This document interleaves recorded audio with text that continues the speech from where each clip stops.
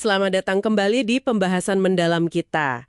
Kali ini kita mau gali nih salah satu gagasan inti dari buku klasiknya Dale Carnegie, How to Win Friends and Influence People. Oke. Kita fokus ke prinsip keenam, bikin orang lain merasa penting, dan ini kuncinya lakukan dengan tulus. Penting banget itu ya, bagian tulusnya. Iya kan? Sumber kita kali ini ya kutipan-kutipan langsung dari bukunya. Sip. Jadi misi kita hari ini tuh kita coba bongkar kenapa sih prinsip ini yang kelihatannya simple, kok dampaknya bisa besar banget. Dan juga gimana caranya Anda para pendengar bisa menerapkan ini secara otentik ya dalam interaksi sehari-hari. Contohnya langsung dari Carnegie. Oke, menarik. Kita mulai aja kali ya dengan cerita dari Carnegie sendiri. Boleh. Dia cerita, waktu itu lagi di kantor pos, terus ketemu petugas yang kelihatannya udah, ya agak jenuh gitu deh. Kebayang sih. Sin buat memuji sesuatu dari si petugas. Oh iya, apa yang dipuji? Rambutnya.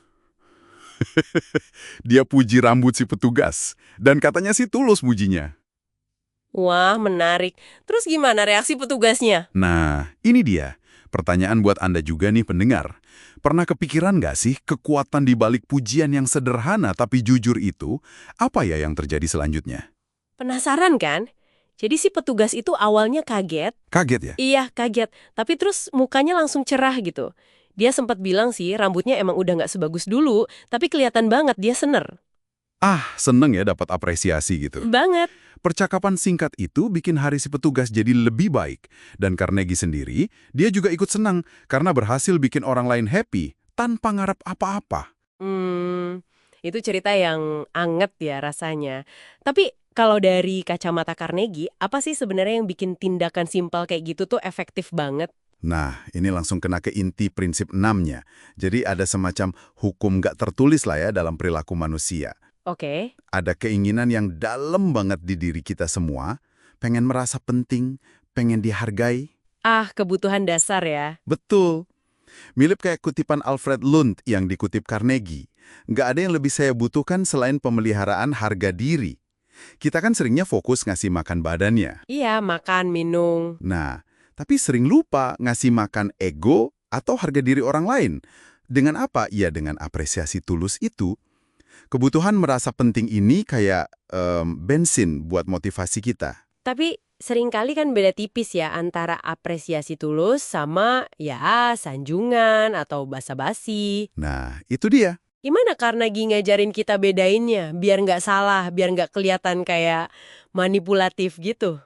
Carnegie nekenin banget bedanya. Sanjungan itu katanya dangkal, egois, dan seringnya nggak mempan. Apalagi ke orang yang pinter mikir. Kenapa tuh? Ya karena kerasa nggak tulusnya. Sanjungan itu mainin ego aja. Tapi apresiasi tulus itu beneran nyambungin kita sama orang lain.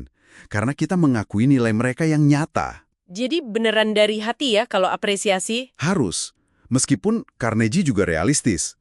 Dia bilang, ada juga orang yang sangging, hausnya sama pengakuan, ya apa aja diterima. Oh, termasuk sanjungan juga diterima? Iya. Contohnya dia kasih lihat hubungan Ratu Victoria sama Perdana Menterinya, Disraeli, yang katanya jago banget menyanjung. Wah, oke.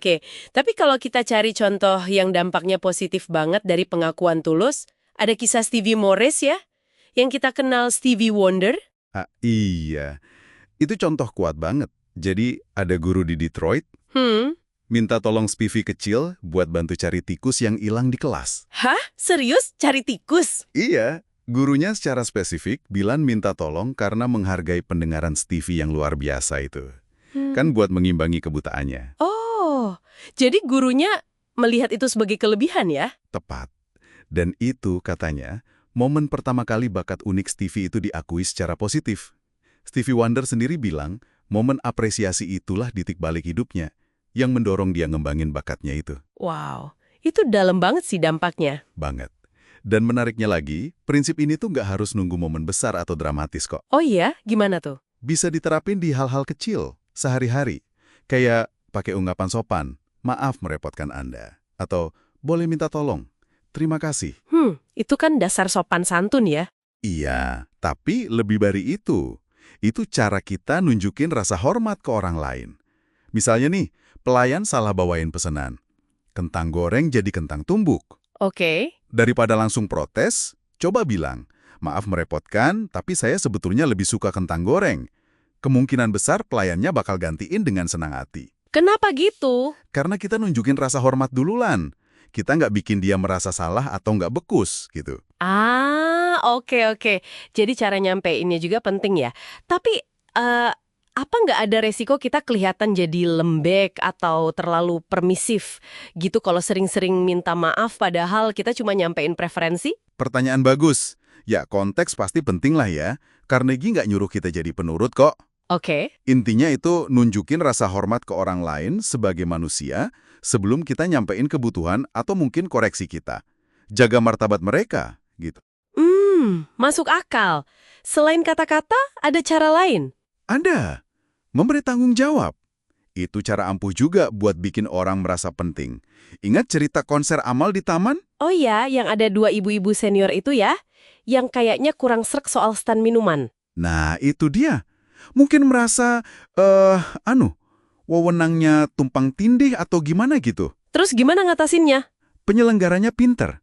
Dia kasih satu ibu namanya Rose kotak kas.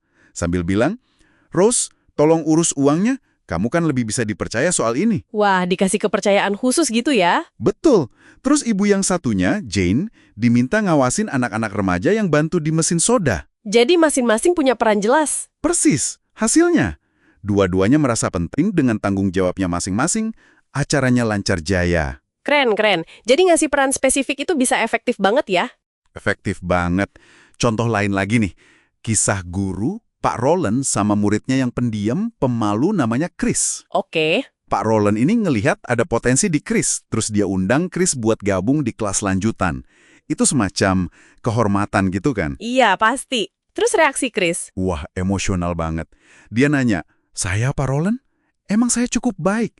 Itu nunjukin betapa berartinya pengakuan itu buat dia. Pasti kaget sekaligus seneng ya? Iya, kepercayaan dari gurunya itu mengubah Chris. Dia keluar kelas, kata ceritanya, kayak jalan lebih tegak, 2 inci lebih tinggi rasanya. Wah. Saking percayanya sama prinsip ini, Pak Roland sampai pasang tanda di kelasnya.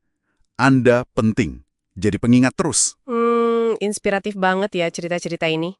Jadi kalau kita simpulkan nih, prinsip ke-6 ini, intinya banget itu ya soal mengakui nilai orang lain, tapi harus tulus. Betul. Menghormati mereka, ngasih apresiasi yang jujur. Bukan sekedar pemanis bibir atau ada maunya. Iya, bukan trik manipulasi ya. Jauh dari itu. Ingat aja, semua orang itu punya dahaga mendasar buat merasa penting dan diakui. Itu udah kayak kebutuhan pokok psikologis. Nah, kalau kita bisa memenuhi kebutuhan itu secara otentik, tulus, itu jadi fondasi buat hubungan yang kuat, yang positif. Ini bukan sekedar trik, tapi lebih ke cara pandang hidup. Cara kita berinteraksi sama sesama. Cara hidup ya? Iya. Kayak kata William James, yang juga dikutip Carnegie, kalau kita bisa bantu orang lain menyadari potensi tersembunyi mereka lewat apresiasi kita itu bisa benar-benar mengubah hidup mereka. Dalam banget ya. Oke, sebagai penutup, mungkin ada pemikiran buat Anda para pendengar? Silahkan. Hari ini, ada nggak ya seseorang yang bisa Anda buat merasa tulus dihargai?